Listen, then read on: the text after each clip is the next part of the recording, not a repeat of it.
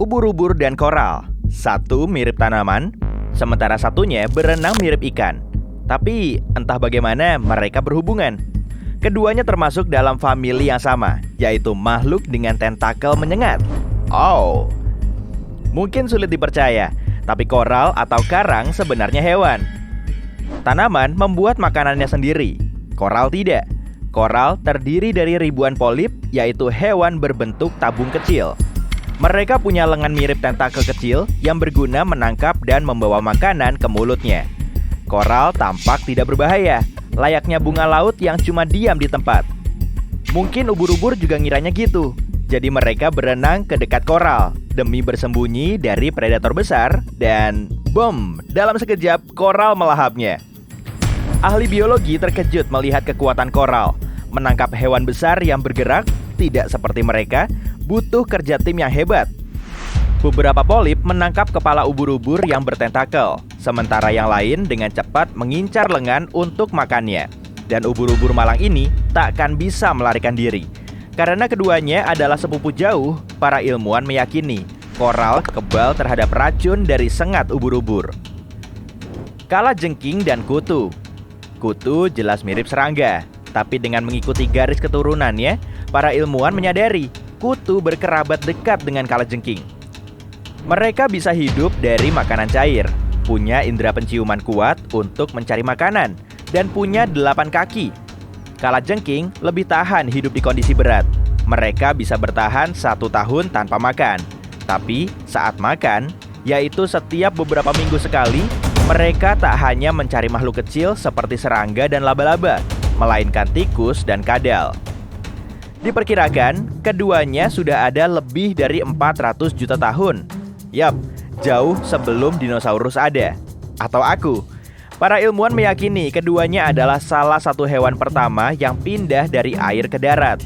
Mereka menemukan fosil capit kalajengking laut sepanjang 46 cm yang menyiratkan ukuran badannya sekitar 2,5 meter.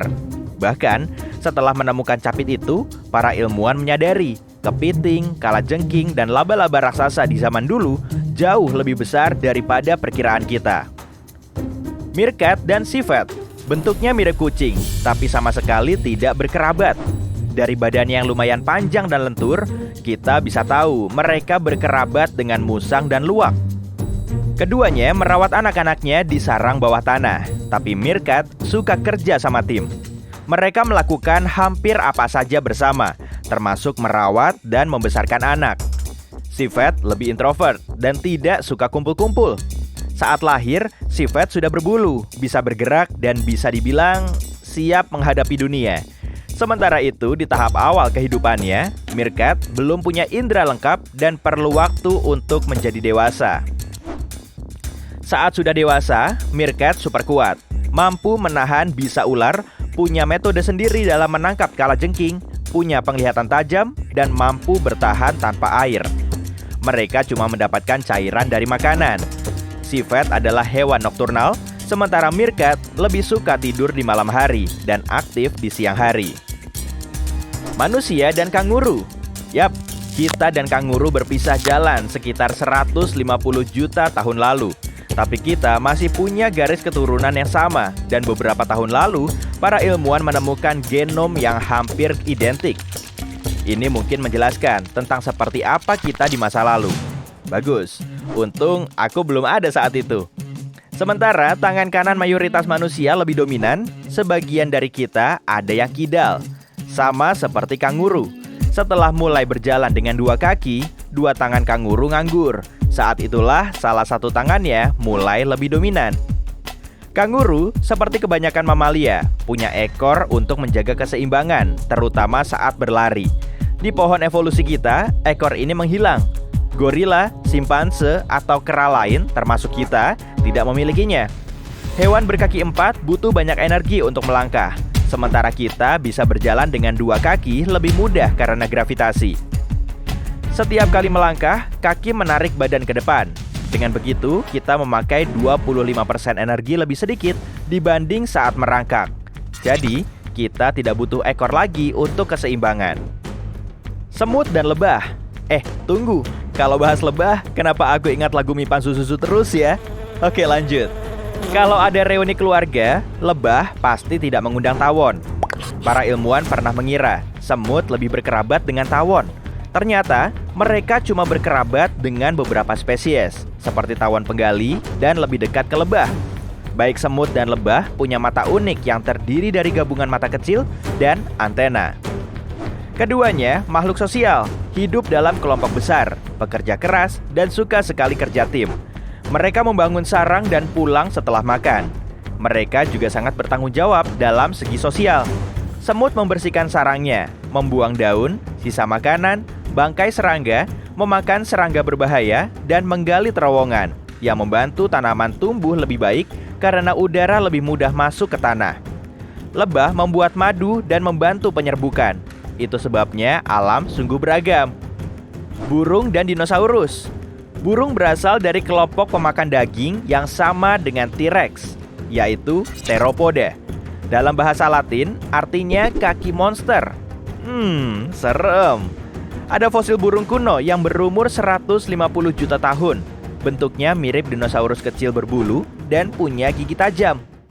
Tapi banyak dino juga yang berbulu, dan bukan cuma yang bisa terbang. Saat menetas, anak T-Rex berwujud bola lunak yang lemah, mirip burung.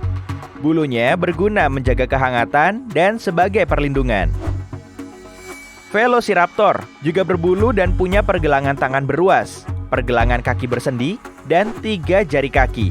Beberapa dinosaurus juga punya tulang berongga.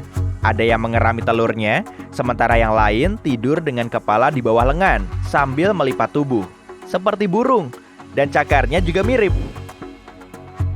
Paus dan sapi. Bertahun-tahun silam, sekitar 50 juta tahun lalu, kamu juga pasti belum ada. Ada hewan kecil yang berjalan di sepanjang sungai Asia bagian selatan. Hewan ini punya kuku dan kaki ramping. Makhluk itu makan di darat, tapi setiap kali merasakan bahaya datang, dia melompat ke dalam air untuk berlindung. Hewan ini, Indohuus, adalah kerabat terdekat mula-mula dari paus dan lumba-lumba masa kini. Begitu makhluk unik ini masuk ke air, lama-kelamaan dia berevolusi menjadi paus. Kerabatnya yang tinggal di darat pergi ke arah berbeda.